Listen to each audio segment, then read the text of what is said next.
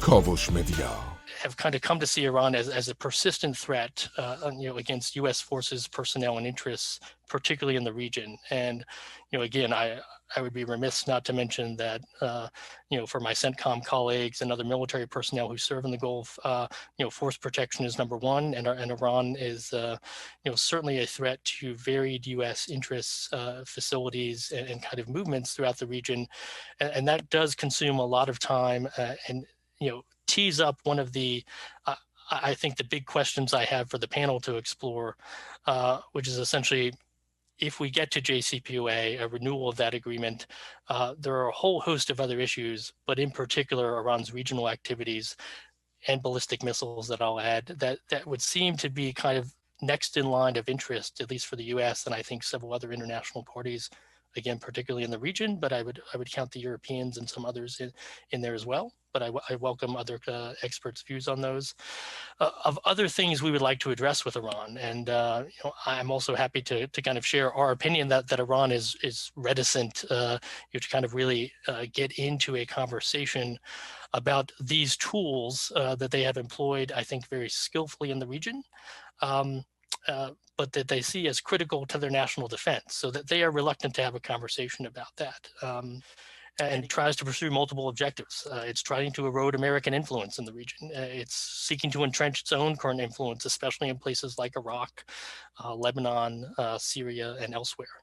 It's trying to project power into neighboring states. The Saudi Aramco attack is I think, one of the starkest examples we have since the Iran-Iraq War of kind of Iran's intention within the region to kind of at least demonstrate its muscularity and its kind of military prowess to its neighbors.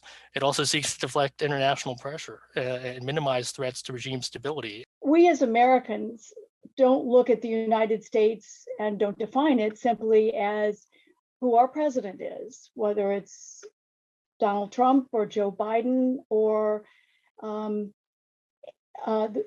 different kinds of presidents we've had over the year. The same is true with the Iranians. They look at their rich history. They think of who is their George Washington and what were the fundamental principles that formed their state. And as I mentioned, Iran can be traced back to 7000 BC. It was not just the first great empire, it was also the first great superpower on earth.